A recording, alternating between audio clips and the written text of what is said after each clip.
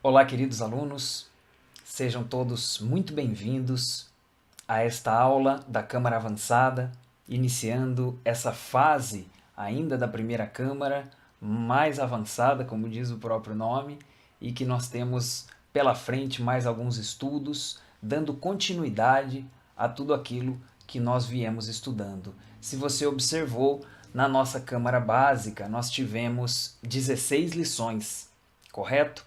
Então, nós temos mais 7 lições aqui da Câmara Avançada e nós vamos aqui ter ali, ó, na nossa lâmina, lição 1 da Câmara Avançada, da primeira Câmara, e também podemos dizer que é a lição 17, se a gente for tomar a primeira Câmara como um todo, né?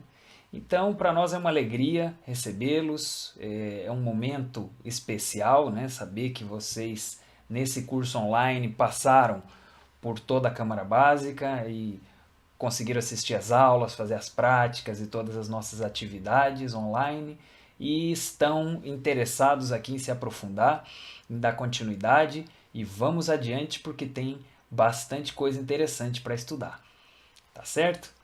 Então vamos iniciar, como é o nosso costume, no nosso conteúdo.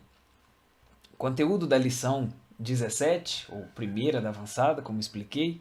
Primeiro, uma leve recapitulação da Câmara Básica, logo falando dos 4 caminhos, que é o nome do nosso tema de hoje. Nós vamos falar da busca de Deus, as tradições antigas e seus sistemas de buscar a Deus, a síntese das religiões, que nós vimos que é o que nós temos na Gnosis, o caminho, aí entram os caminhos, né? Os 4 caminhos a serem estudados um por um.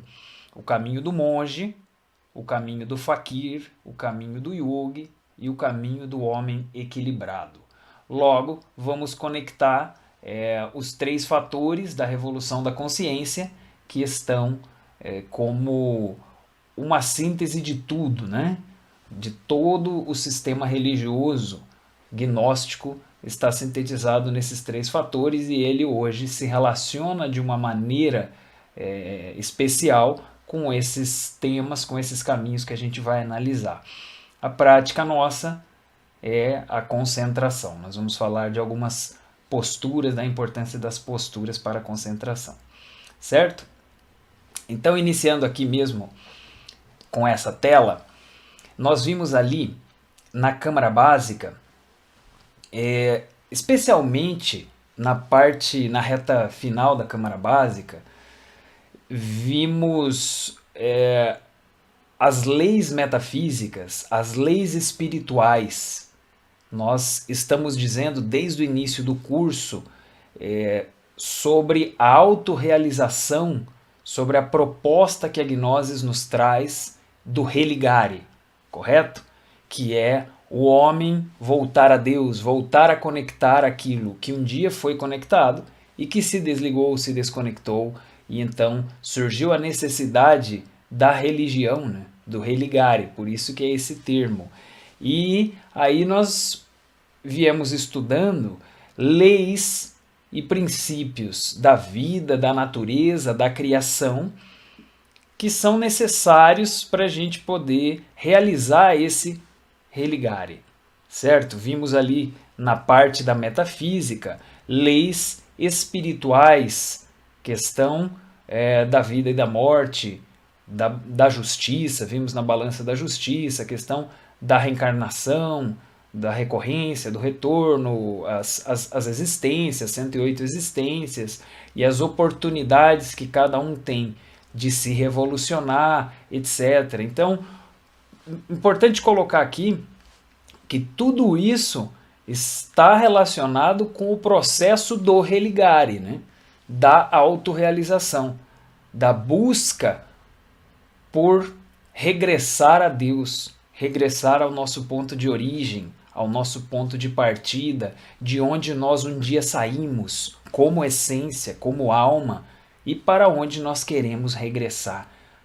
Porque nós sentimos, né? Isso é uma coisa muito íntima, mas existe dentro daqueles que sentem esse anelo, esse chamado, esse impulso espiritual para buscar algo mais. E então nós estamos estudando os princípios, as leis, etc., as fórmulas, compreendendo a natureza, como funciona e como a gente pode trabalhar para a nossa autorrealização. E isso seria o que nós chamamos de a obra espiritual, o caminho espiritual, que é esse empreendimento, é esse trabalho que a gente deve realizar na nossa própria vida para poder ter essa volta ao nosso ser, a nossa própria autorrealização. Então estamos falando de buscar Deus. Estamos falando de cada um de nós voltar ao seu princípio espiritual, né? Digo, o seu próprio Deus. E aqui nesse tema é justamente isso que a gente colocou no início ali, como o primeiro ponto dos 4 caminhos, é a busca de Deus. Então, a busca de Deus esteve, lógico, em todas as grandes tradições, em todas as grandes escolas, religiões. E aqui nós vamos falar sobre algumas tradições antigas que tinham como métodos específicos de como chegar a Deus, caminhos para chegar a Deus. Como eu posso chegar a Deus? A gente comentou, estudamos isso, né? Que todos nós temos Deus dentro, como um princípio, ainda que não seja o nosso ser completo aqui dentro, né? Ele tem um fiozinho conectado, mas ele está em outra região, né? Mas nós temos aqui encarnado a essência, que é uma fração da nossa alma. E a alma é um conjunto de atributos, de valores do nosso ser. Temos esses níveis, né, do ser interno. E então a gente dizia, claro, Deus é a gente num patamar superior. Nós somos Deus, como humano, num patamar inferior. A gente é Deus, tá bom. A gente é parte de Deus. Mas ao mesmo tempo não é.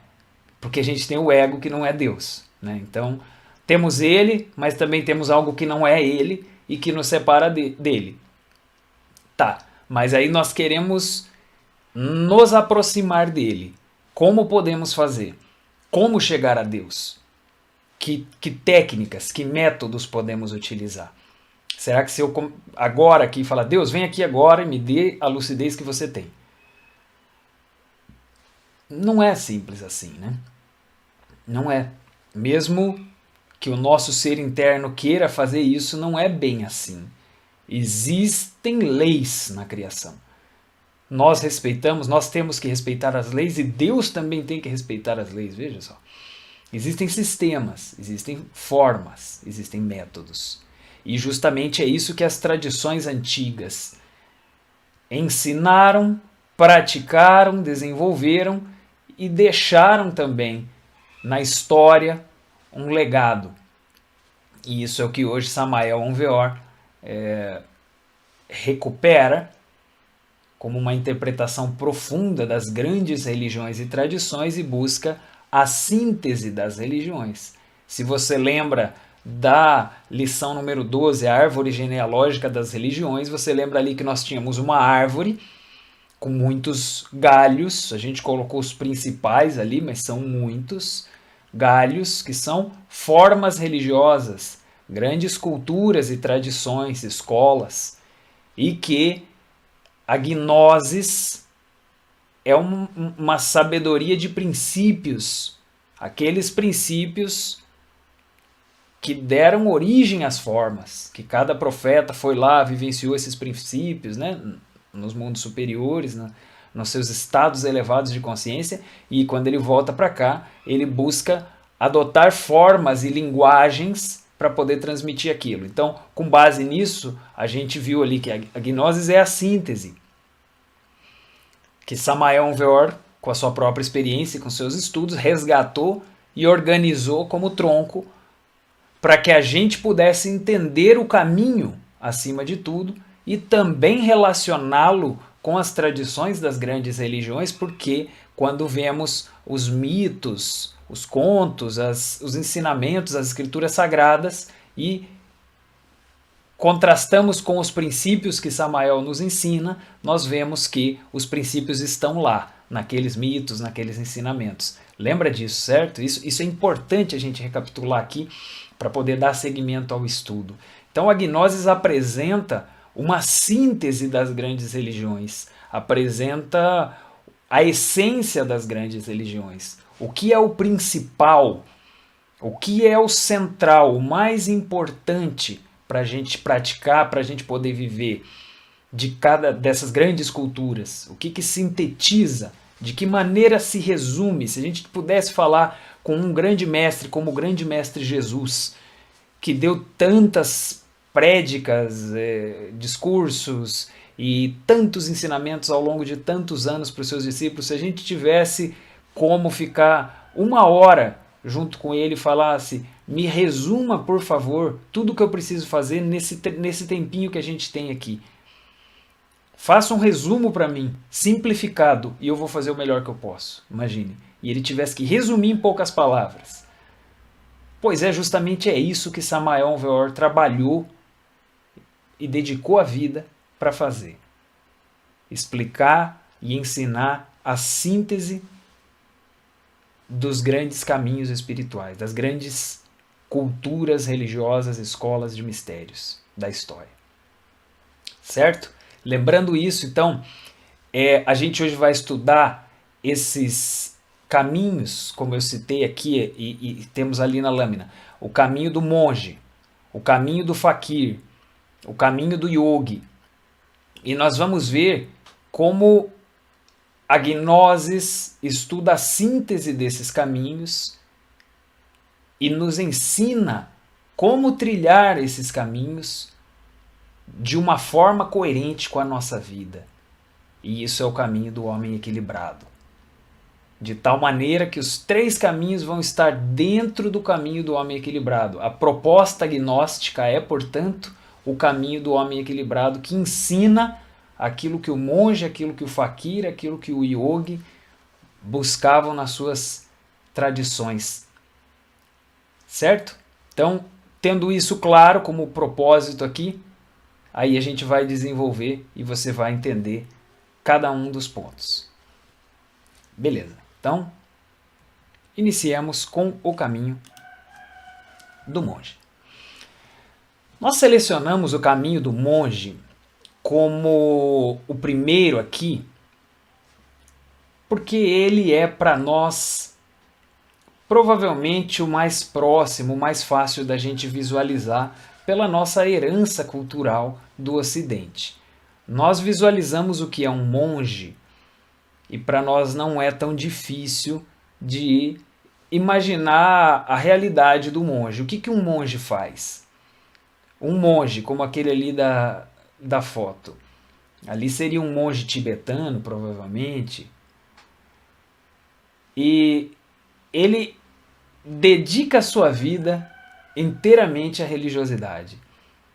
Ele pode chegar a sair da sociedade, abandonar amigos, família, escola, etc. E vai para um mosteiro e fica vivendo lá em uma disciplina monástica e fazendo orações, participando de cerimônias, etc. Vive rezando, vive para Deus. Então, assim nós temos esse exemplo de um monge budista, de um monge tibetano, e nós podemos também relacionar com o cristianismo, que tem também monges e monastérios, pessoas que decidem dedicar a vida exclusivamente para a religiosidade, passam a vida, digamos, rezando e se purificando, é ou não é? Para nós é fácil visualizar esse caminho, essa busca, né? E alguns, mesmo aquele que decide ser um sacerdote, né, do cristianismo, ele também está, ainda que não esteja se retirando para um monastério, como alguns, mas ele está sim se lançando a isso de uma forma quase que exclusiva, quase que a sua vida se dedica à religiosidade. Então, esse é o caminho do monge. Mas aí nós vamos então ver qual é a síntese que Samael Weor nos coloca de uma pessoa que vive orando, rezando, vive uma disciplina religiosa, dedica sua vida a isso.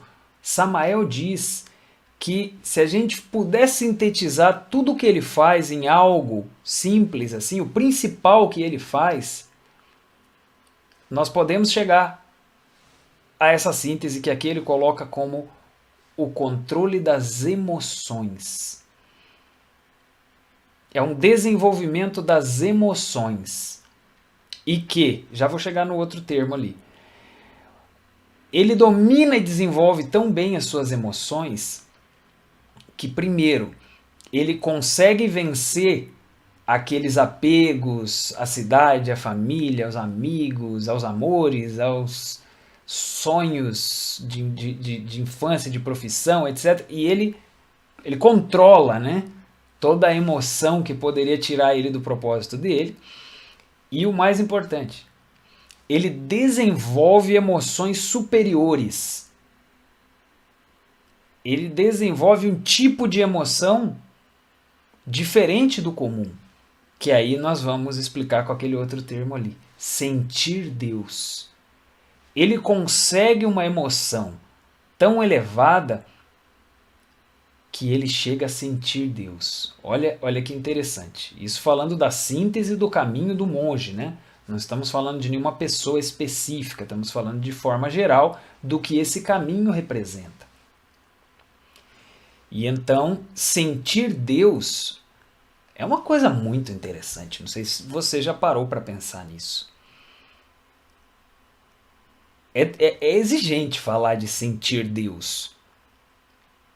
Pensa por um momento. Será que você já sentiu Deus? Em que nível? Se a gente pegasse numa escala de 0 a 10, 0 é quem nunca sentiu nada. 10 é aquele que já fez o religar e praticamente já é uma coisa só com Deus. Então, entre 0 e 10. Em que nível será que você já experimentou Deus? Em que proporção? 1, 2, 3. Quantas mais existem para cima? Outra pergunta. Com que frequência? Quantas vezes aconteceu isso na vida? Acontece frequentemente? Aconteceu alguma vez do nada? Ainda vem mais uma pergunta. Como foi que aconteceu? De que maneira você chegou até ali? Pode ser do nada? Pode. Mas foi a partir de alguma experiência? Foi a partir de algum exercício? A partir de alguma prática?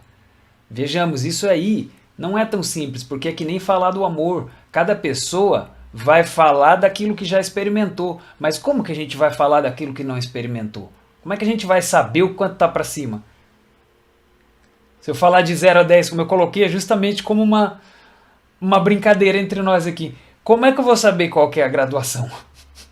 Eu posso ter chegado num nível que eu acho que é muito. Mas como é que eu sei o quanto está para cima para eu graduar isso em 1, 2, ou 3, ou 4, ou 5? É difícil, né? São termos muito difíceis de poder classificar, de poder definir assim. Mas o grande objetivo nosso é uma análise individual. Que cada um reflita um pouquinho nessa nossa interação aqui, à distância, mas ao mesmo tempo bem conectados em ideias, né? Sobre sentir Deus. Se você busca sentir Deus, que método você vai usar? Que técnica? Que ferramenta? Daí você pode me falar, talvez, uma oração. Ótimo. Se você respondeu uma oração, isso é parte do caminho do monge. É parte da disciplina de monge. Disciplina religiosa, disciplina monástica. Existem várias práticas, eu ia dizer, uma série de disciplinas e atividades que o monge vai fazendo e que isso vai desenvolvendo nele uma fé, é um sentir superior, vai desenvolvendo nele convicção, vai desenvolvendo nele uma emoção superior. Aí ele vai, participa de cerimônias religiosas, como o budismo tem as suas, o cristianismo tem, como a missa, entre N cerimônias, participa de uma cerimônia daquela, um rito religioso, essa cerimônia se propõe a ser uma aproximação do humano e de Deus, né? E então ele sente Deus naquela cerimônia, ele se sente elevado, ele se emociona. E ele pode até chorar. Pode chegar a um nível de uma emoção tão elevada que ele não aguenta e ele chora. Incrível, né? Então toda a sua disciplina, vamos sintetizar de novo agora, afunilar, né? Toda a sua disciplina, suas práticas, suas orações, sua devoção, suas cerimônias, todo o trabalho que ele realiza sintetiza nessa emoção que ele vai desenvolvendo e vai elevando para poder sentir Deus. Aí vem o interessante. Até aqui nós estamos falando do caminho do monge em geral. Mas agora nós já vamos falar do que a Gnosis absorve disso. Samael sintetiza, simplifica e nos ensina que nós podemos trilhar esse caminho do monge também, sem precisar ir para um mosteiro, para um monastério, sem precisar viver em oração, em jejuns, o dia inteiro. A gente pode utilizar o mesmo método de religiosidade, de mística, de oração com o nosso ser. Podemos, mesmo vivendo na cidade, na sociedade, trabalhando tudo que a gente faz, a gente pode trilhar também o caminho do monge dentro do nosso caminho, que é o caminho do homem equilibrado, como nós falamos no início. O caminho gnóstico. Ele contém a síntese do caminho do monge. O que a Gnosis nos propõe é que a gente saiba ser um pouquinho monge. Vocês estão me entendendo? Que a gente tenha essa síntese, essa essência do monge, que é a oração, a mística, a devoção, a religiosidade, porque esse é um método, esse é um caminho para chegar até Deus. Como eu dizia, se você falar vem aqui Deus agora, não é bem assim. Mas se você começar com uma série de orações e for fazendo com sinceridade, for continuando, daqui a pouco o seu estado é outro. Daqui a pouco você chega numa emoção, numa inspiração, você se sente bem, você se sente grato. E isso já começou a sentir Deus. Já são expressões de Deus que estão chegando em você. Já é um resultado. Tá ficando claro? Nós podemos utilizar as ferramentas e os métodos do monge na nossa vida. Porque o importante é o controle das emoções. O importante é essa síntese. E nós temos ferramentas na Gnosis para poder trabalhar isso.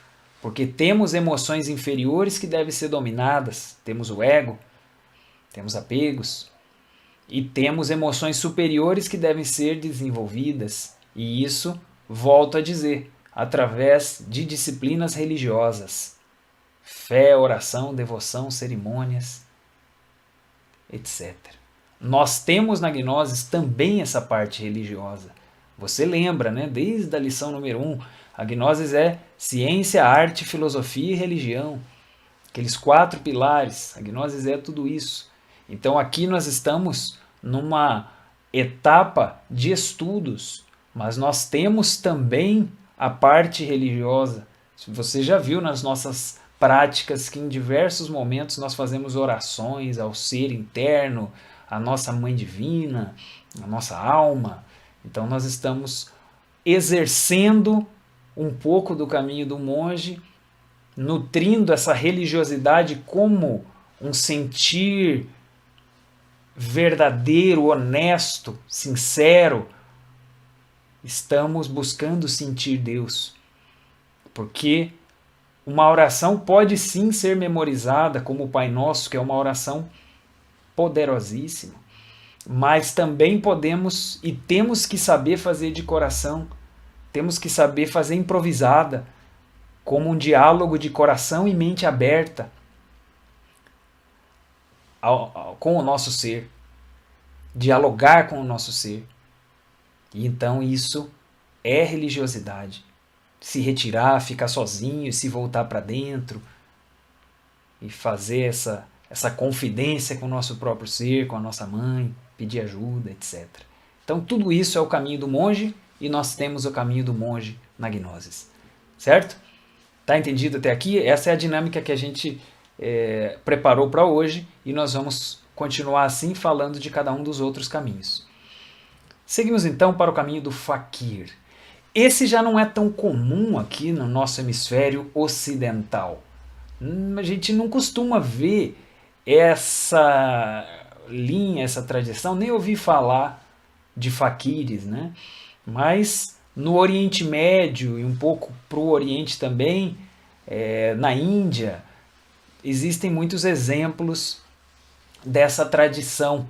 É uma tradição muito antiga de faquires, que são pessoas que também buscam a Deus. O seu método não é oração, é diferente, mas ele quer buscar a Deus também, ele quer chegar a Deus também, e ele tem um sistema de um tremendo sacrifício, um incrível sacrifício que eles fazem. Talvez você já tenha ouvido falar de faquires que deitam em camas de prego. São muitos pregos apontados para cima, né? Talvez centenas de pregos, uma cama inteira. Imagina o tamanho de uma cama e vários preguinhos um do lado do outro, virado para cima. E eles deitam em cama de prego e ele está fazendo ali um supremo sacrifício. E ele está buscando chegar a Deus através do supremo sacrifício. É incrível. Eles têm algumas disciplinas de ficar anos na mesma posição, em pé, durante 30 anos. Uma coisa incrível. Para nós isso parece sem sentido, sem lógica. E em alguns casos eles até acabam maltratando o corpo, uma coisa até difícil para a gente digerir.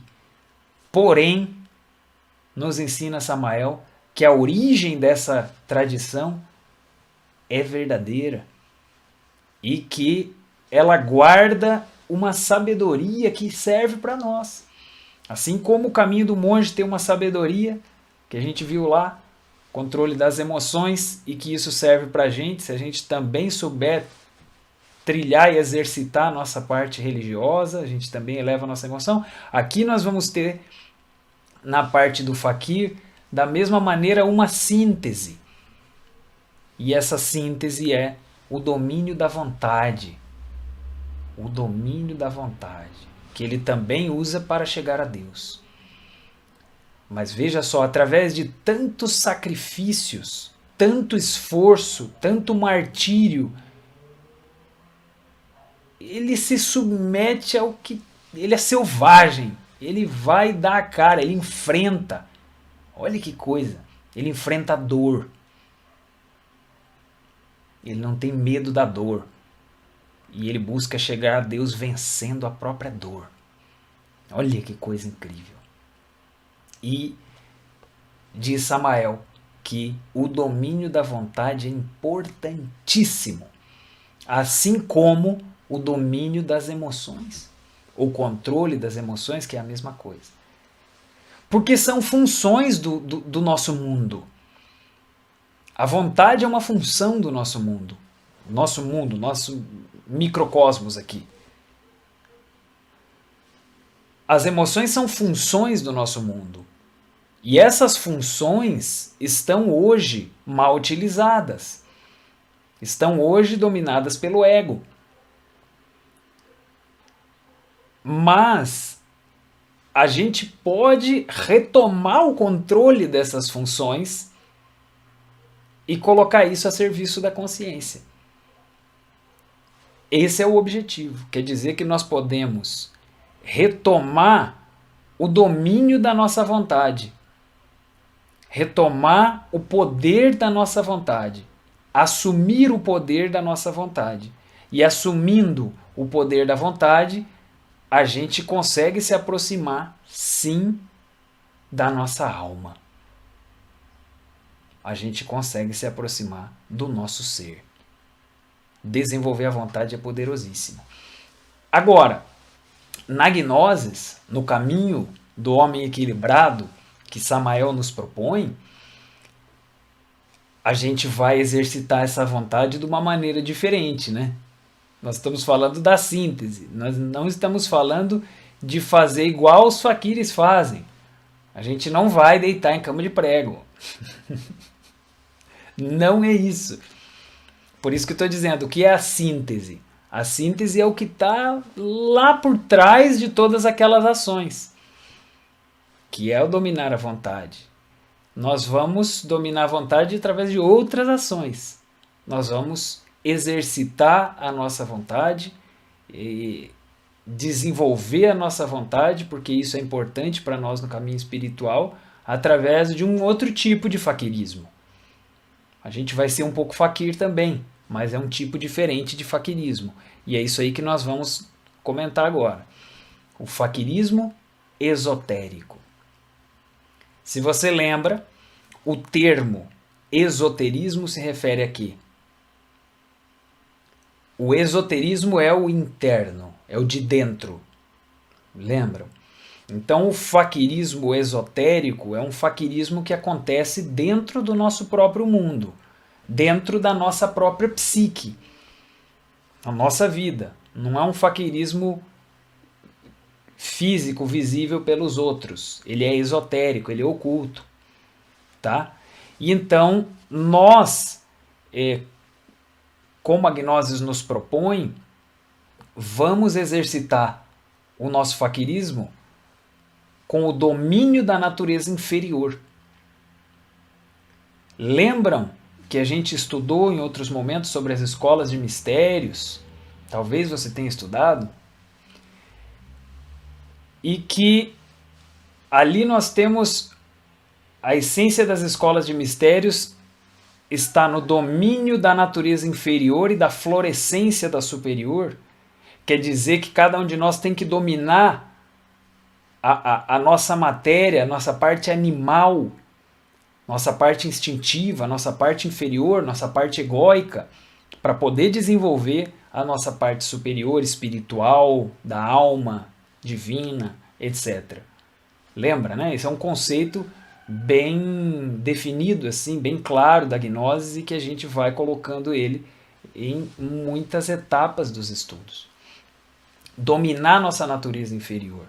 Ser capaz de vencer instintos, ser capaz de vencer nossos medos, ser capaz de vencer nosso ódio, ser capaz de vencer as nossas rixas, a nossa birra, nosso ressentimento que possa acontecer com as pessoas. Ser capaz de aguentar a dor. Porque muitas vezes, para um ego morrer, vai ter dor. Um ego do orgulho, por exemplo, que nunca admite que ele está errado. Ele sempre acha que ele está certo, ele sempre quer ter a última palavra. E aí, de repente, querer matar um eu desse, um elemento desse, e ficar quieto na hora que ele quer falar, e contra o que ele quer fazer, negar esse elemento, dizer não para esse elemento. Vai doer. Para ele morrer vai doer. É aquele morder a língua, né?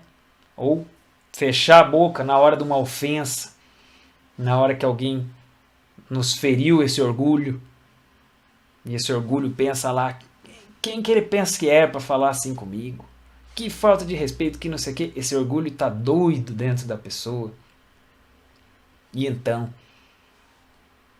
que dor, que difícil, que dolorido que é ter que ir contra esse ego, E isso é um faquirismo esotérico. Isso é um faquirismo. A gente conseguir enfrentar, aguentar a dor, conseguir ter resistência ante as coisas. Porque se a gente não tiver resistência, sinceramente não temos como avançar nesse caminho, segundo os preceitos gnósticos, né? Se a pessoa vai seguir esse sistema aqui, se a gente não tiver resistência com a vida, com a dor, com as coisas, se a gente não tiver preparado para superar as adversidades,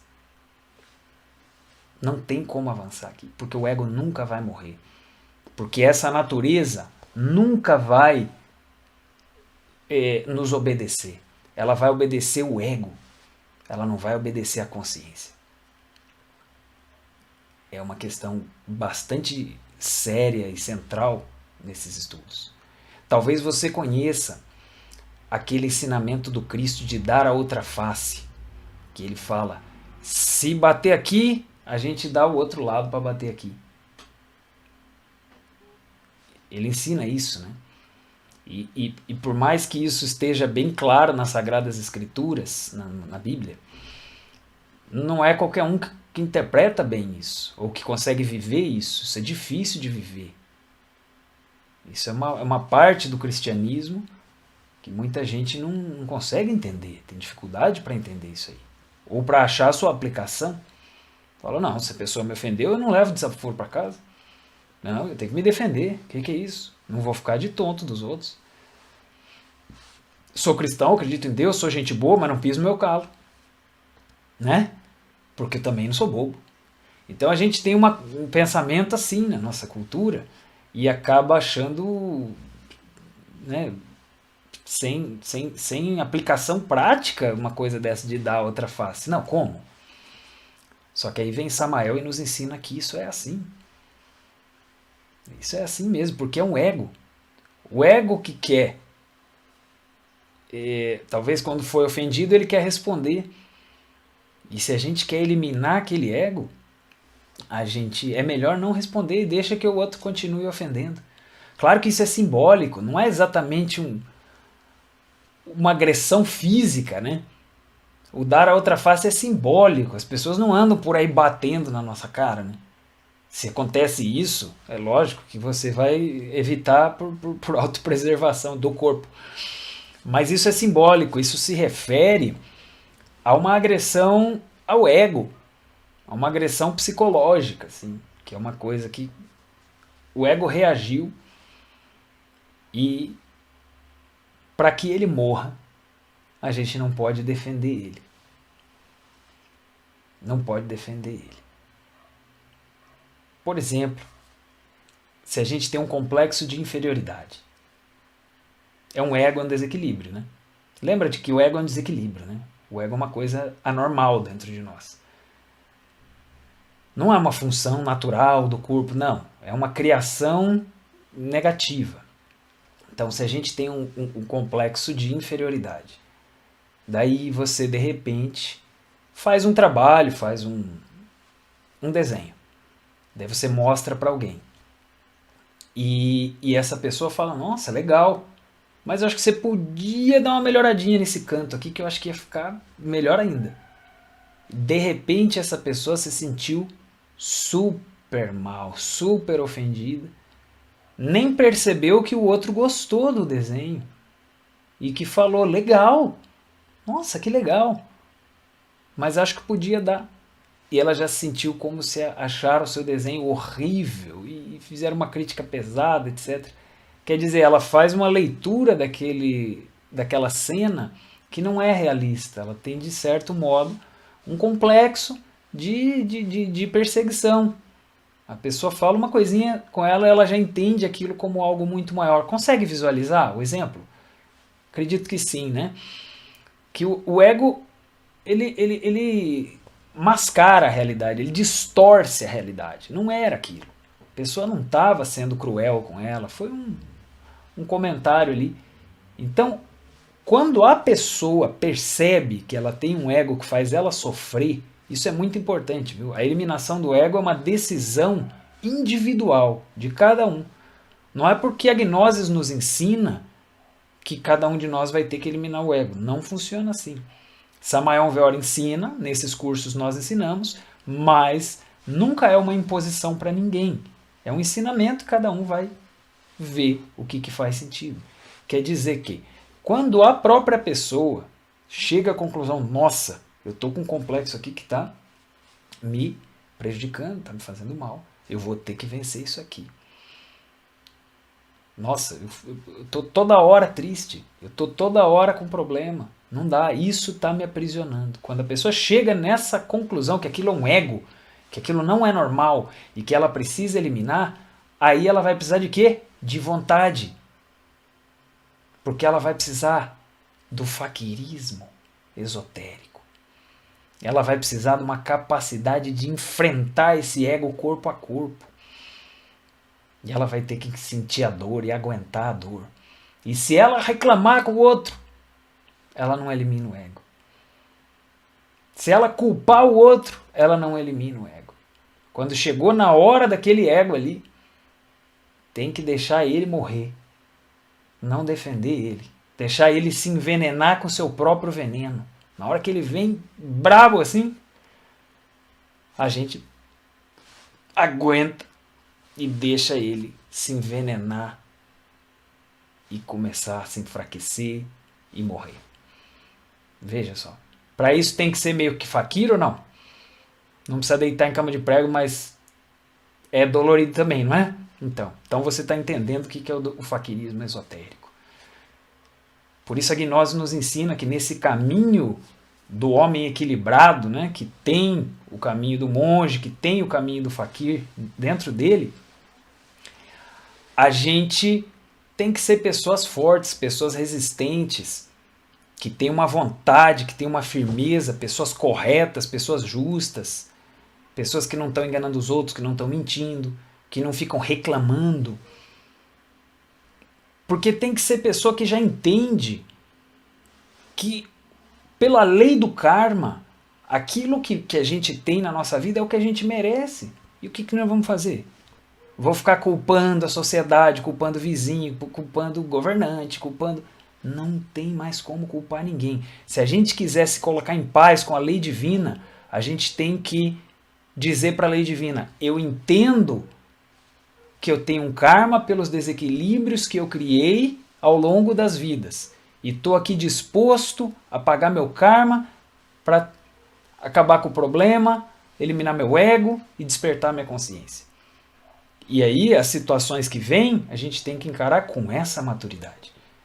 Porque quando começa a culpar os outros, começa a reclamar, começa a protestar, já tá havendo fraqueza. A natureza inferior está ganhando. A natureza inferior. Às vezes a pessoa não consegue lidar nem com uma comidinha sem sal. Uma comidinha sem sabor. Uma comidinha que ela não gostava tanto. Uma comidinha fria para ela é o fim do mundo. Assim, não tem como dominar a natureza inferior. Não tem como. Não consegue levantar de manhã. Não consegue uma disciplina mínima. Então, é necessário um certo faquirismo querendo falar de um certo sacrifício no dia a dia. Estão entendendo? Acredito que sim, né? A gente encheu de exemplos aqui. Então vamos lá. Vamos seguir para o outro caminho, que é o caminho do yogi. Esse talvez você já tenha ouvido falar, né? Porque são tradições que trazem alguns ramos ainda, né? Alguns galhos até os dias de hoje, tradições muito antigas, e que tem muitas formas que a gente conhece por aí, né? Mas aqui, como a gente está falando da síntese, o que Samael Aun Weor nos coloca como síntese é o domínio da mente. O domínio da mente por quê? Porque é a capacidade de concentração. É uma capacidade de estar enfocado, concentrado em uma coisa só. Assim, é o poder que permite a gente adquirir os resultados concretos das práticas. Por exemplo, a meditação. A gente falou aqui, em certo momento de outra lição, que é possível, Samael nos ensina, né, que é possível em uma meditação a consciência ir se elevando, se elevando, se elevando, se elevando, se elevando, porque isso é gradual, né? Pouco a pouco. Por isso que não dá para fazer em 5 minutos e já está lá em cima. Vai se elevando com muita concentração, chega um nível tão alto, que é do mundo causal, que a consciência se sente sem o ego. A consciência fica num nível onde o ego não entra. E a gente tem uma experiência ali de 100% de consciência. Imagina o que é isso. É uma experiência transcendental, mágica, incrível. O que a pessoa sente de Deus ali, aí sim, naquela escala de 0 a 10, nossa, vai lá em cima, né? Porque o ego ficou para fora. Olha que coisa. Então, mas estou dando um exemplo. Para chegar lá na disciplina da meditação, é preciso do domínio da mente. Uma mente bem enfocada, que não permite viajar, distração, nada disso, permite ir se elevando, elevando, elevando até chegar naquele ponto máximo. Naquele ponto tão alto, né? Não vou dizer máximo, né? Mas naquele ponto tão alto de comprovação, de experiências com Deus. Aí a gente colocaria experiências internas. Isso seria uma experiência com a nossa alma. Direta, uma experiência com o nosso ser. E foi por um caminho diferente. A gente dizia lá que o caminho do monge é através da oração, da mística, da emoção superior. Aqui não é da emoção. É no caminho da mente, da concentração, da disciplina. E isso vai permitir chegar a experimentar o que é a alma, experimentar o que é o nosso ser. Viu que interessante? A gente foi por outro caminho. Isso são os caminhos. A gente pode chegar através da emoção, pode chegar através da vontade, pode chegar através da mente. São caminhos para chegar ao nosso próprio ser. Talvez alguns diriam, mas o caminho do yoga é de fazer um monte de exercícios, de posições, posturas, etc., com o corpo. Como a gnose nos ensina, isso é parte, mas não é tudo. Os sistemas antigos de yoga continham também meditação e mesmo as práticas desses exercícios físicos tinham como uma síntese, uma essência, a concentração, o domínio da mente. As próprias artes marciais, os antigos orientais diziam que é todo um treinamento da mente que se faz através dos movimentos. É tudo aqui. Tudo aquilo é para dominar a mente. Claro que também tinha uma questão de proteção, né, de um treinamento para proteger contra perigos, invasores. Também tem isso, mas a gente está falando no aspecto do espiritual. Né? A síntese do caminho do yogi. Yogi é o praticante da yoga. Né? A síntese do caminho do yogi é o domínio da mente, segundo Samael Weor, segundo a Gnosis. É isso que está por trás, essa essência de todas as práticas e os exercícios. Lembrando que não estamos falando de nenhuma linha, nenhuma corrente de yoga atual. Né? Samael fala de uma essência da linha antiga, de uma linha tradicional antiga. Né? Temos respeito por todas as linhas e alguém pode, hoje em dia, opinar diferente, pode acreditar em outra corrente, em outra forma. Isso tudo é normal, porque temos a diversidade, né? E cada caminho, cada linha filosófica, espiritual tem ali seus guias, seus conceitos, isso é normal. Queremos dizer que, do ponto de vista da gnosis, o caminho do yogi se sintetiza no domínio da mente, e então nós, no nosso caminho do homem equilibrado, que é a gnosis, precisamos disso também. Nós precisamos dominar a nossa mente. E aí por isso a gente faz meditação, a gente faz concentração, a gente faz vocalizações, nós fazemos diversos exercícios para poder chegar a esse resultado e dominar a mente e passar ao outro lado, que é o objetivo, né? A experiência interna, ter uma experiência real como essa que eu citei, de uma meditação tão profunda que o ego ficou para fora, ou tão elevada, né, que o ego ficou para fora, imagine isso. É uma experiência interna direta que a pessoa nunca mais vai esquecer. Vai marcar a alma, a consciência dela, vai dar um impacto tão grande que ela vai ter muita força espiritual para buscar aquilo de novo. Ela vai lembrar que aquilo é uma verdade, um prazer tão indescritível que é maior que todos os prêmios que ela conhecia aqui da sociedade, da pessoa humana, maior que os prazeres, maior que os ganhos da personalidade. Ele percebe na experiência interna. Então são coisas incríveis, importantíssimas, que fazem parte do caminho espiritual segundo a gnose nos ensina. E então nós temos o caminho do homem equilibrado, que é o que a gnose hoje traz como proposta. Veja só, nesses caminhos anteriores, o caminho do monge, muitas vezes o monge, como a gente falou, vai morar em mosteiro, em monastério, e fica vivendo para aquilo. Ele se retira da sociedade. Muitas vezes, né? Grande parte das vezes, naquele caminho é assim. O caminho do faquir, ele fica vivendo para ficar em cama de prego, ele fica 30 anos na mesma posição, o sujeito desse não está na cidade, não trabalha, ele se retira para a montanha lá com os discípulos dele e fica vivendo ali, daquele jeito. O caminho do yogi, falando dos caminhos antigos, né? Ele pode ser na sociedade, mas ele é também uma dedicação extrema, super extrema, em cima dos objetivos, dos exercícios, das práticas. O que hoje Samael nos coloca no caminho do homem equilibrado é como praticar um pouco do caminho do monge, um pouco do caminho do faquir e um pouco do caminho do yogi de uma maneira sem sair da sociedade, sem precisar ir para um monastério, para um mosteiro, vivendo como uma pessoa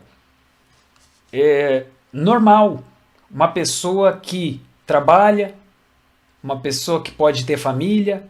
Nem todo mundo na sua missão de vida tem que ter família. Isso depende do ser interno de cada um. Tem gente que vai casar, tem gente que nunca vai casar, isso é normal. Isso é o nosso ser que sabe, né?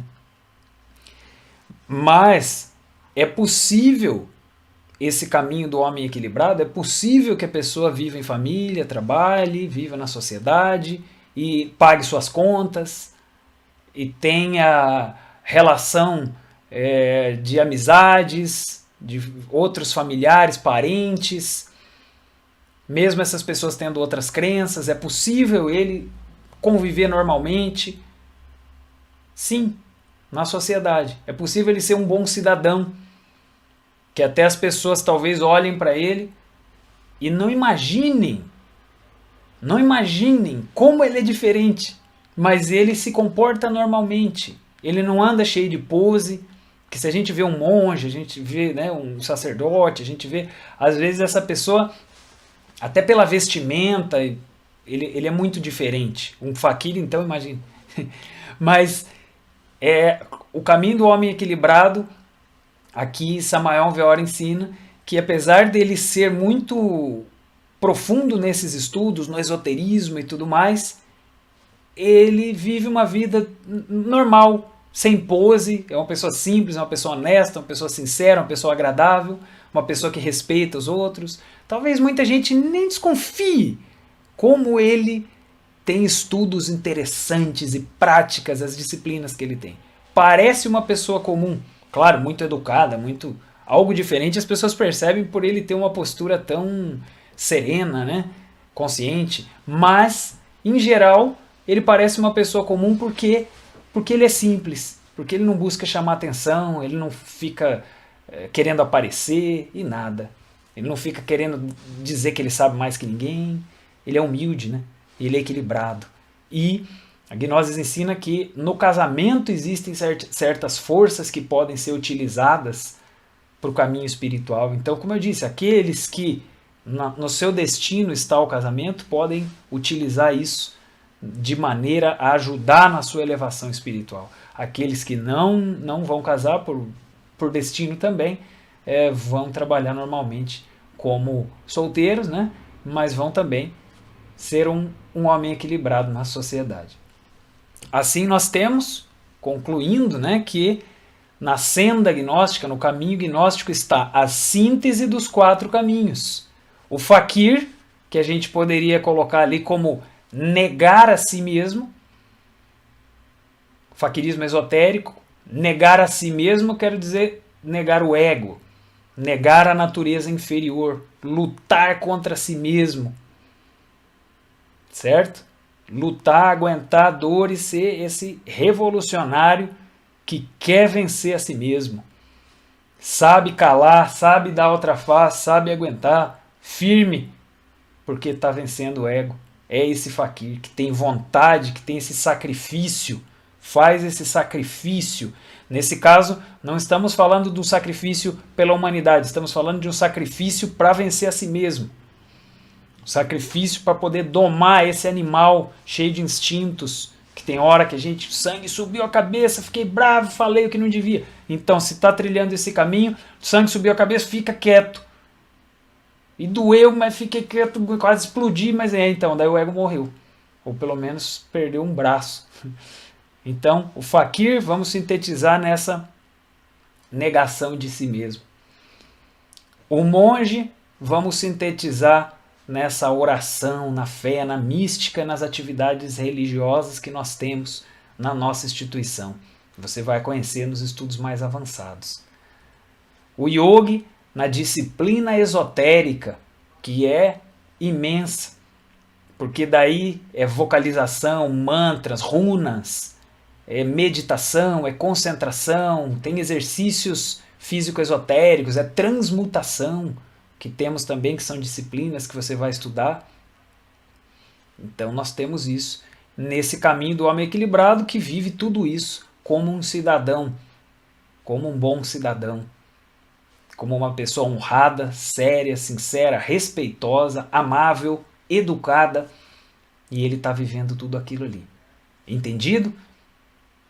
O caminho do homem equilibrado na Gnosis contém dentro de si mesmo os outros 3. A Gnosis propõe que nós vivamos um pouquinho de cada um desses 3, porque, como foi explicado, nós temos ali, no caminho do fakir, do negar a si mesmo, o exercício da vontade. A gente precisa da vontade, senão não desenvolve a alma.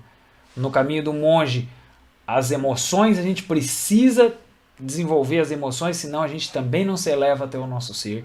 No caminho do yoga, o domínio da mente, se a gente não domina a mente, a gente também não consegue se elevar até o nosso ser. Nós precisamos mandar nesse mundo, dominar este mundo, todas as suas funções, todos os seus centros. Lembra dos centros da máquina humana?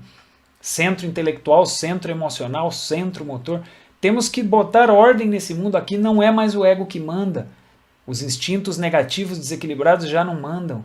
Aqui quem manda agora é a consciência, porque o ser interno vai dirigir essa vida num futuro próximo. Nossa consciência vai dirigir essa vida, nossa alma vai dirigir essa pessoa, não mais o ego, não mais a personalidade de uma época com seus costumes, não. Nós vamos reformular esses costumes com base em consciência, com base no que nós realmente queremos e não com base no que uma sociedade foi implantando na gente sem a gente saber, sem a gente filtrar. E então é necessário, assim como vamos dominar a mente, os centros, vamos ter o domínio dessas funções, vontade, emoções e mente. É um todo, né? É o domínio dessa natureza para colocar essa natureza a serviço de Deus. Porque convenhamos, como a mensagem da Gnose nos coloca, somos sim parte de Deus, mas pela maneira como estamos vivendo, hoje não estamos a serviço da nossa consciência. Se o ego chegou a 97%, e a essência, consciência em 3%. Então nós não estamos a serviço do nosso ser, da nossa consciência. Somos parte dele e não estamos servindo a ele. Estamos servindo uma outra natureza que se desenvolveu em nós chamada ego. Então o que nós vamos fazer? assumir de novo as rédeas, mandar nesse mundo, assumir o controle, ser forte, ser dono desse mundo, ser disciplinado, ser sério, ter vontade, ter força, ter resistência, ter concentração, saber orar, saber se conectar com o ser para poder elevar as nossas emoções. E então nós vamos experimentando Deus. Interessante? Tem uma coisa interessante aqui que pode ser que alguns sintam mais afinidade com um caminho ou com outro. Talvez você sinta a parte da oração muito natural. Começar a orar, a falar com Deus seja muito natural. Já na hora de concentração, de meditação, de ficar sem se mover, talvez isso seja um pouco difícil para você. Ou talvez seja o contrário. Para você talvez sentar e meditar ou ficar vocalizando meia hora, uma hora lá é tranquilo.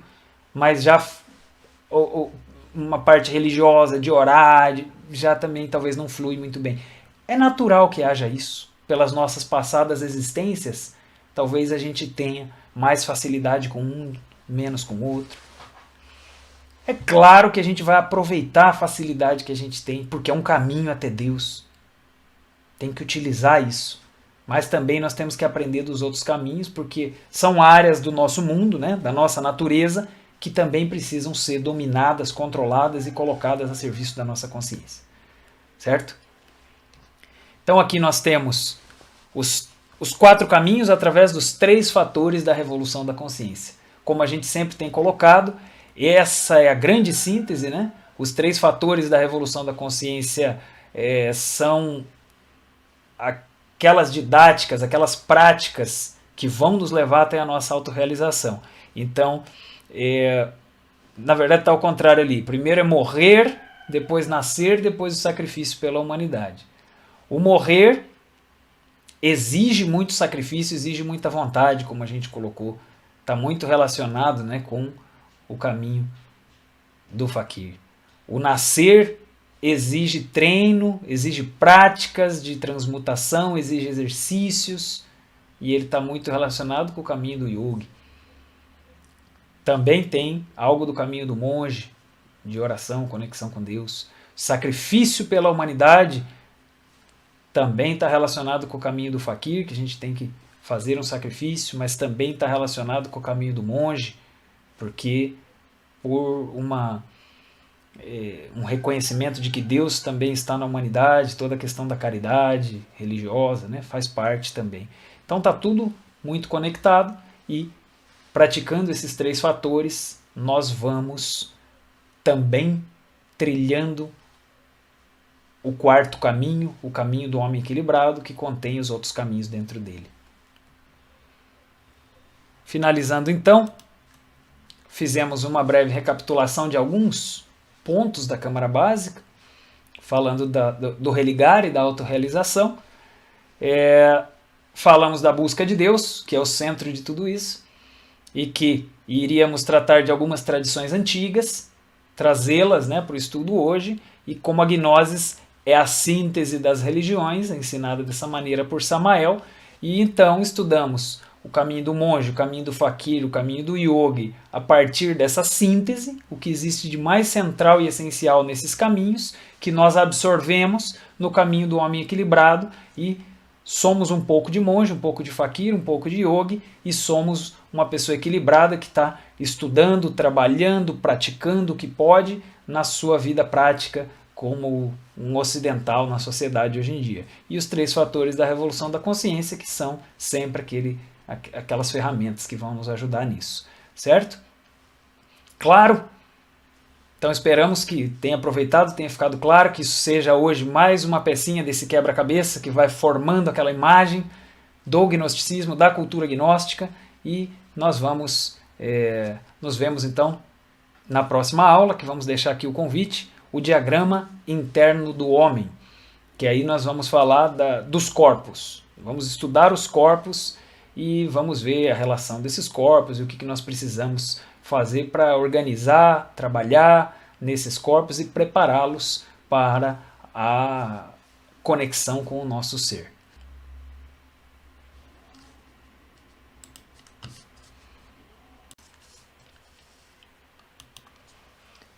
Bem, alunos, chegamos no momento da nossa prática e hoje, como a gente comentou na aula, nós vamos trabalhar um pouco mais da concentração, que é parte de tudo isso que a gente vem estudando, está relacionado aqui com o caminho do yogi, porque concentração é domínio da mente.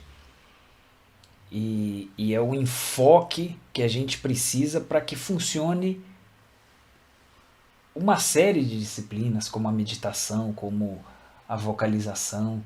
A gente sabe que se a pessoa não está concentrada, com a mente em outro lugar, então pode ser que o resultado não se dê, ou pelo menos não é como poderia, né? O resultado acaba sendo parcial. Sempre vale a pena praticar, mas a gente tem que buscar aperfeiçoar, né? Mas antes então da concentração, nós vamos falar um pouco sobre as posturas. Talvez você conheça um termo que chama asana, que vem da Índia, da tradição da Índia, né? Tem uma série de termos relacionados à meditação, relacionados às disciplinas de yoga, que a gente empresta do idioma sânscrito. E a gente vai falar um pouco sobre o fundamento das asanas. Claro que para uma cultura daquela época, da Índia, eles tinham uma quantidade de exercícios, de posturas bem complexas, que para nós, nessa época da nossa sociedade, não é tão fácil de executar. Então Samael Aunveor, o que ele faz? Ele simplifica e dá para nós a síntese que vai levar ao mesmo resultado, sem que seja tão complicado, para que a gente consiga fazer, né? O objetivo não é tanto que a gente fique só lutando, mas que a gente consiga o resultado. E então existem muitas posições, talvez você já tenha ouvido falar da posição de lótus, que a pessoa fica, né, com aquela mãozinha assim. É uma posição sagrada, poderosíssima, né, que se usou na Índia. Porém, Samael Aunveor ensina que não é fundamental, não é necessário. Se você gosta, se você quiser, pode fazer, mas não é necessário, então por isso não é o nosso costume ensinar e trabalhar em cima dessas asanas e posturas tradicionais. A gente procura posturas mais simples. E então, também ele fala da posição do homem morto, simplesmente deitado com os braços ao longo do corpo. Essa é uma postura boa para meditar também, se é que a pessoa não dorme, né? Existe a postura da estrela, do homem deitado também, com os braços abertos, esticados e as pernas um pouco abertas também. Pode ser experimentada, né? Você pode fazer o teste. Mas a postura mais comum, como a gente tem trabalhado aqui desde o início no nosso curso, é a postura sentado mesmo, com as mãos colocadas em cima da perna ou em cima do apoio da cadeira. Você pode fazer dessa forma. E assim é bem simples. Ou pode experimentar também deixar assim a mão direita em cima da esquerda e com os polegares encostados assim. É uma asana também, uma postura que você pode testar e vai ficar assim as duas mãos apoiadas em cima da perna. Se quiser fazer esse teste, fique à vontade. E se não, pode ser assim mesmo, as mãos soltas em cima da perna. O importante, pessoal, o importante é que o objetivo da asana, da postura, é um relaxamento profundo. É a imobilidade total. Isso é o mais importante, que a gente consiga ficar numa postura quieto um bom tempo e que assim a gente possa se dedicar à nossa concentração, à nossa meditação. Porque se o corpo quer mexer, quer coçar, quer mudar de posição, está meio dormindo o dedo, etc., quer dizer que aquela posição não está ajudando, né? Então você pode fazer testes, mas lembre-se que o mais importante é conseguir ficar imóvel, ficar tranquilo, ficar confortável. Então, escolha a sua posição e nós vamos colocar uma musiquinha de fundo e vamos fazer um exercício de concentração e focar a mente em uma só coisa. Enfocar a atenção em uma só coisa. Lembra desse fundamento? Nós já fizemos antes. Concentrar a atenção no som. Aí a gente colocou o som dos sinos tibetanos e uma musiquinha de natureza, som de natureza. Então hoje nós vamos fazer concentração no entrecenho, que é esse ponto aqui, que a gente vai sentir que fica palpitando esse ponto. Tem uma série de pontos, né? A gente poderia fazer no coração também. Vamos no entrecenho hoje, é o nosso ponto de concentração. Então, vá tomando sua posição. Nós vamos colocando a música.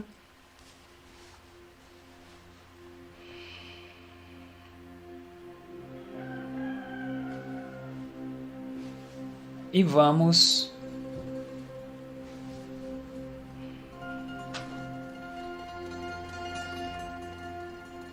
preparando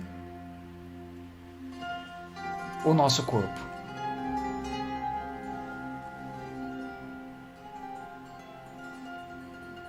Lembrando que o relaxamento é muito importante, porém, antes de iniciar o relaxamento, temos que estar numa posição adequada, posição cômoda, na qual possamos estar confortáveis.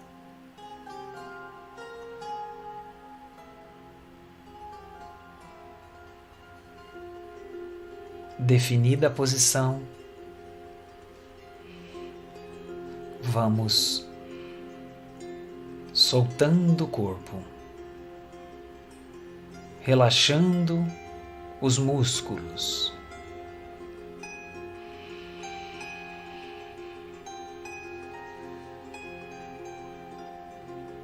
Hoje não vamos fazer um relaxamento detalhado, desde os pés. Hoje vamos fazer uma técnica instantânea. Soltamos tudo de uma vez. Tudo. Com uma exalação. Inalamos. E na exalação relaxamos todo o corpo.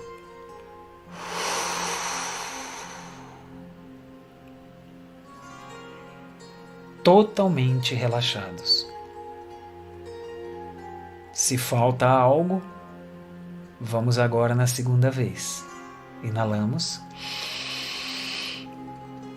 Relaxamos tudo.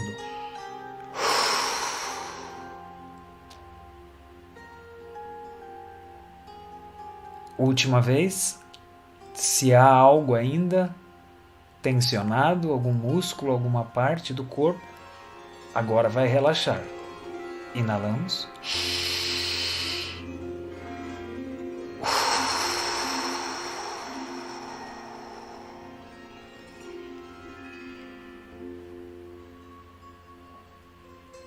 Bem soltos.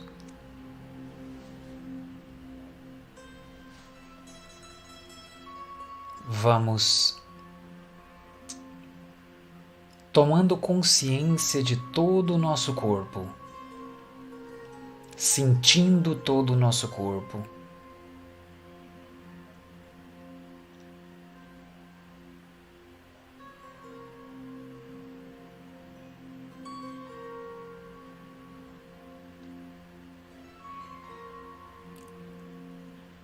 Corpo bem relaxado,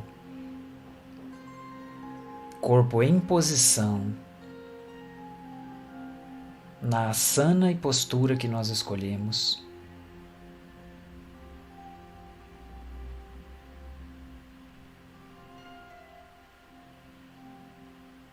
Sentimos o bem-estar do relaxamento, estamos em paz. Nada pode nos impedir de estar em paz agora. Nosso ser interno quer nos ajudar. Nossa alma quer nos ajudar. E permite que a gente esteja em paz. Sentir-se bem, sentir-se preenchido é uma graça de Deus e da vida. Neste momento, nos abrimos a essa graça.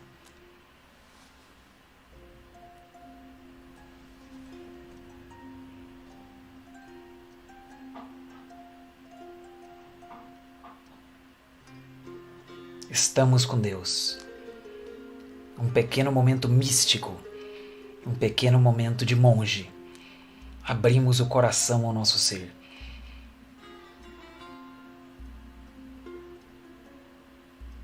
Meu Pai, meu Senhor, estou contigo.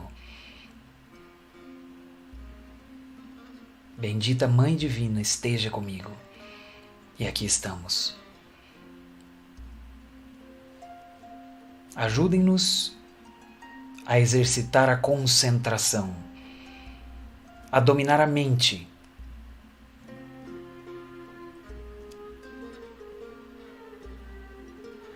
e ir mais além, passar a outra margem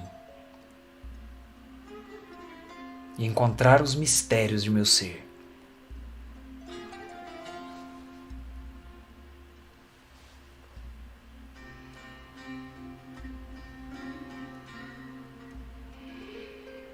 Agora sim, após este preâmbulo, já preparados, vamos realizar alguns minutos de concentração. Enfocados em nosso entrecenho, este terceiro olho, esta raiz do nariz.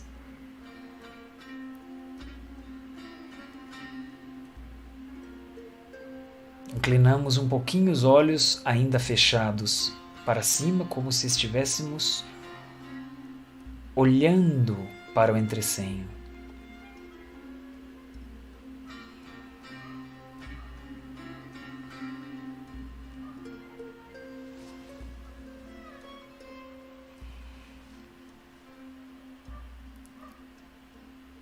E vamos ficar em silêncio por alguns instantes.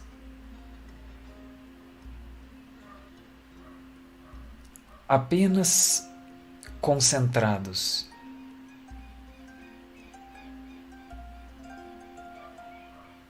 Escutando a música e sentindo palpitar o entrecenho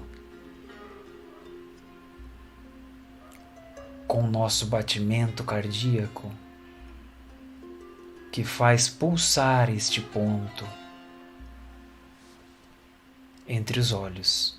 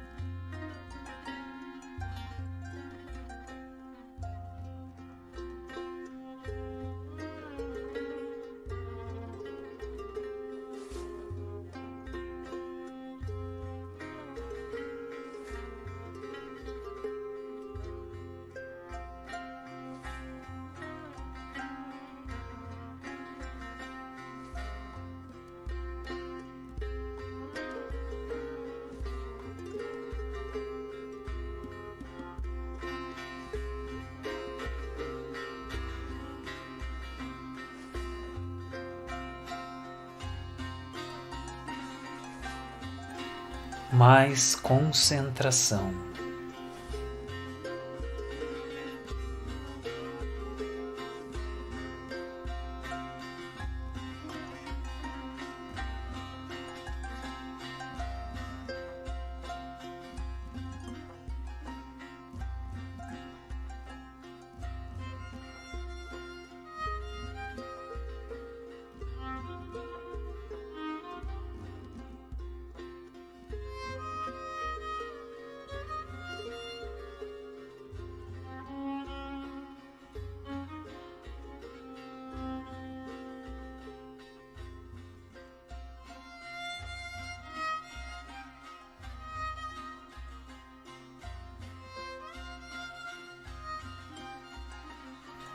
Se algum pensamento aparece, estou ocupado, estou concentrado.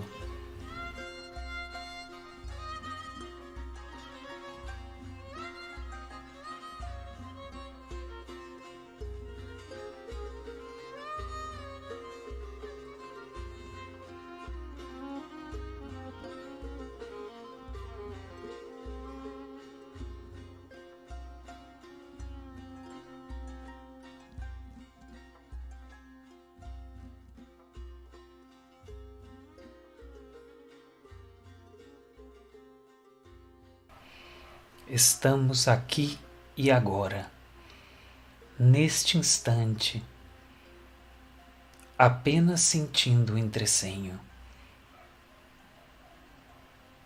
O futuro não importa, o passado não importa, só importa este momento. Só importa estar concentrado. Nossa mente, nossa consciência tem esse poder. Estamos enfocados. Somos mais fortes que qualquer pensamento que quiser nos distrair.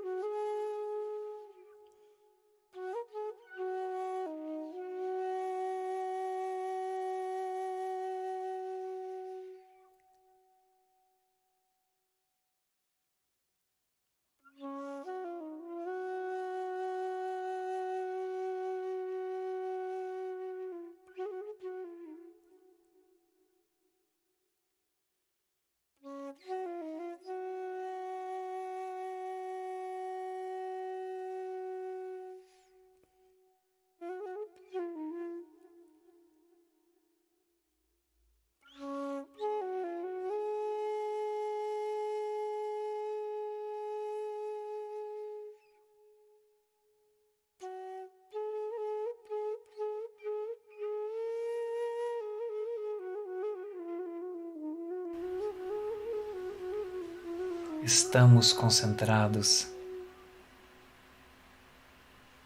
na mesma posição, sem nos mover. O corpo quieto permite à consciência se libertar. A concentração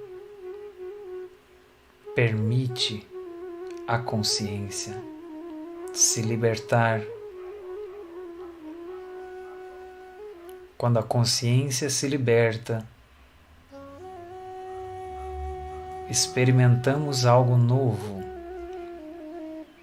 sentimos algo novo.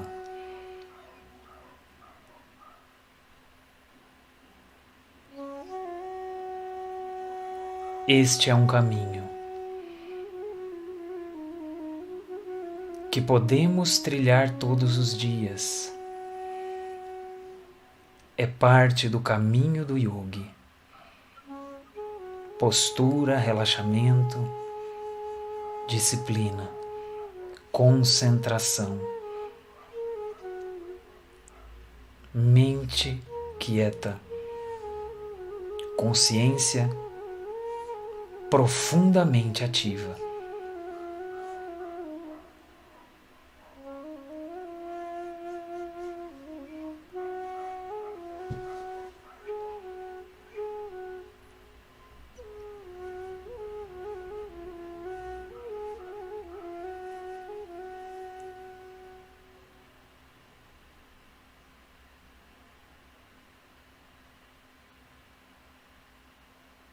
Estou em paz. Estou aqui e agora.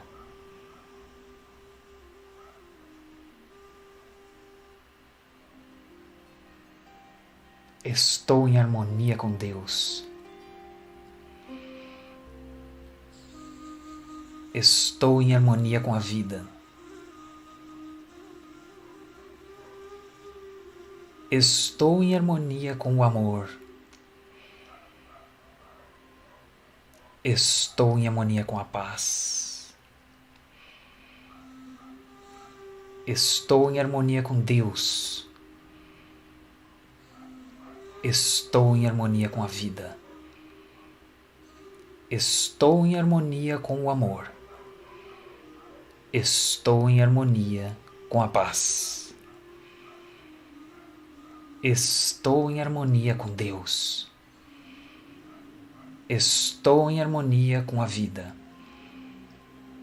Estou em harmonia com o amor. Estou em harmonia com a paz. Harmonia. Harmonia. Harmonia. Podemos ir lentamente concluindo o nosso exercício, nos movendo pouco a pouco, voltando à nossa respiração normal. Podemos abrir os nossos olhos e finalizar esta prática.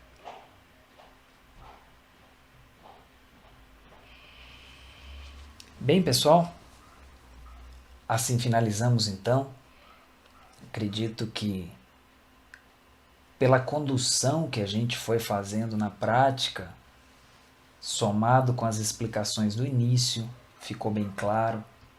É parte do caminho do yogi, uma postura de relaxamento profundo, de imobilidade, de estar cômodo. Lembrando, né, você pode provar, experimentar diferentes posturas. E o grande objetivo é isso, que o corpo fique quieto e permita que a consciência vá se ampliando, se fortalecendo. Assim também é com a concentração. Quando a gente se enfoca numa só coisa, a mente quer nos levar para um lado e para o outro, e para trás e para frente. E quando a gente vai vencendo a mente, a gente experimenta algo novo, algo especial, algo mágico. E ali a gente pode ter uma experiência com o nosso ser. A gente pode se aproximar da nossa alma, a gente pode se sentir em paz e compreender coisas, etc. Porque a consciência, como disse, está mais ampla, mais forte, mais profunda, mais elevada. Então, as práticas são fundamentais e agora na Câmara Avançada a gente deve cada vez mais se dedicar, fazer todos os dias, para que todo esse estudo vá fazendo sentido para nós. Certo? Então esperamos que tenha sido proveitoso, continue praticando e nos vemos na próxima aula. Grande abraço.